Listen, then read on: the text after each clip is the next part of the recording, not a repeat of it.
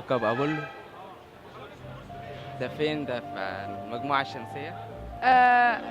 اعرف كوكب كبير قوي. ما اعرفش حاجه عن كوكب ابولو، بس انا لو احب نعرف، احب اعرف ان هو يبقى كوكب برضه فيه ميه وينفع يتعاش فيه، لان اتضاقت علينا قوي هنا والله.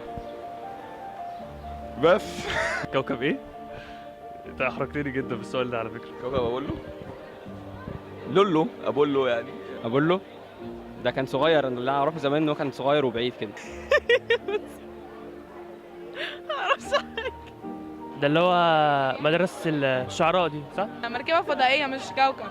لا، هو انا ما سمعتش ان هو كوكب. اللي انا اعرفه ان هي رحله وبيعملوا حاجات بتطلع الفضاء. لا ما اعرفش. كل شويه يطلعوا ابولو المجموعه الشمسيه ويدخلوا ابولو يا عم المجموعه ده بلوتو الشمسيه. اللي بيطلع وبيخرج. يا هو ابني بلوتو التاني- مين؟ التاني اسمه بلوتو. ايوه هو ده. أبولو، استنى، هو أبولو ده كوكب؟ دي كانت رحله فضاء. بس كان اللي عارف ان طلع ارمسترونج، ده كان اول واحد طلع فيها. أبولو خدناها في ثانوية عامة تقريبا. ما اعرفش ان في كوكب اسمه ابولو. كوكب أبولو؟ مفيش كوكب اسمه أبولو.